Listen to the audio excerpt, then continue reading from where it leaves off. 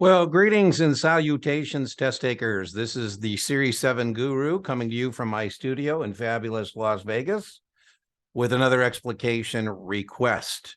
The best free supplement to your paid study materials is my YouTube channel. But if you don't have a Kaplan Q Bank as a paid supplement, I highly recommend it. We will help you with any practice question from any vendor, just easier if it's Kaplan. You can get a 10% discount code on any Kaplan product or service at checkout with Guru10. That is my discount code. And for that commercial, Kaplan allows me to give you a free look at Kaplan questions. This request is for QID 1336748. I like this request because it's a covered call. You could easily see, 4 or 5 covered call questions on your Series 7. First thing is you have to identify it. So here a customer is long 100 shares at 73. Now, when you recognize the share position, that's really key as a test taker because it doesn't matter what comes next. I don't buy stock unless I'm bullish. And where a lot of people tend to struggle is they try and let the option contract, the tail wag the stock dog. So you got to be careful on that. All right, so customers long 100 shares of ABC at 73, and he writes an ABC 75 call at 2. Pretty cool. With covered calls, there are 3 sources of profit. One source of profit is this premium of $200. I say, how would you like to agree to sell high? Stock you bought low. How would you like to agree to sell at 75? Stock you just bought at 73. If you do so, somebody will give you $200. You also get the difference between 75 and 73 and 75. That's another 2 points. The gain is capped. So, the 2, it's not the break even, the strike. That's the max gain, but it's that other 2. So 2 points for agreeing to sell at 75, stock you bought at 73. Another 2 points from 73 to 75 for a total of 4 points. You also get any dividends along the way. So covered calls, that's like level 1 approval at most firms. I highly recommend that every time you get an option contract, you underneath it write what are the contract specifications. If you get pretty good at contract specifications, in other words, you're not fumbling around, that's an obligation to sell the stock at the strike price, and you can track money, you're going to be pretty good shape as it relates to doing options, right? So that's an obligation to sell the stock at the strike price. I have the stock. Huge key distinction.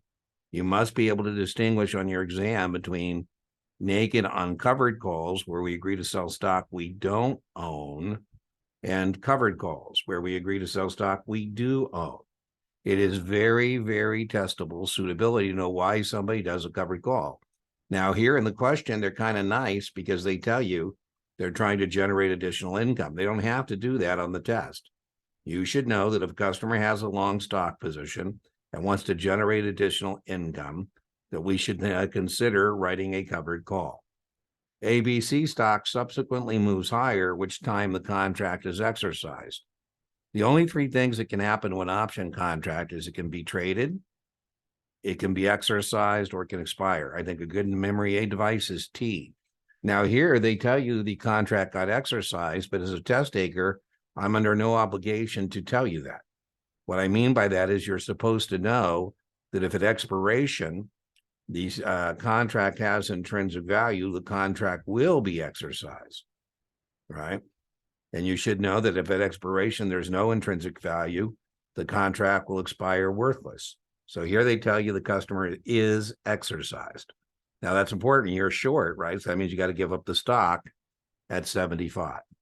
For tax purposes, which of the following statements are true? Okay, well, let's just make our T, fire up the T. We're out 73 for the stock.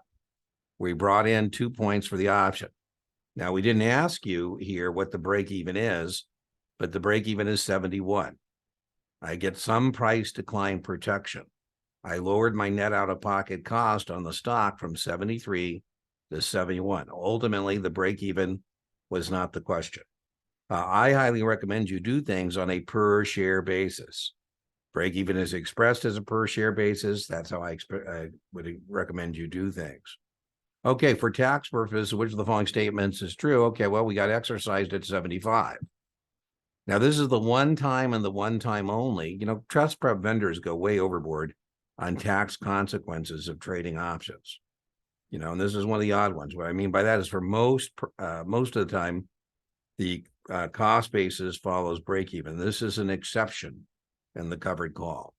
So my cost base on the stock is 73, and my sales proceeds is 77. So that is the answer to the question. Cost base is 73, sales proceeds are 77. Now, I like what they've done here in this question in terms of Kaplan being bigger jerks than the real jerks. I offered you the break even 71 as the cost basis. That's the break even. That isn't the cost basis. And I offered you the sales proceeds of 75, which would be the max gain. The max gain would be the break even to the strike. That's not. So covered call is a little tricky. I would imagine that the student that missed this probably missed it with 2 and 3. And that's not a bad miss, to be honest with you. All right. Well, remember, inch by inch, your Series 7 is a cinch. Yard by yard, your Series 7 is hard. And I will see you for the next explication request. Remember, covered calls, very testable. You could expect 4 or 5 of these covered calls on your exam. Bye-bye.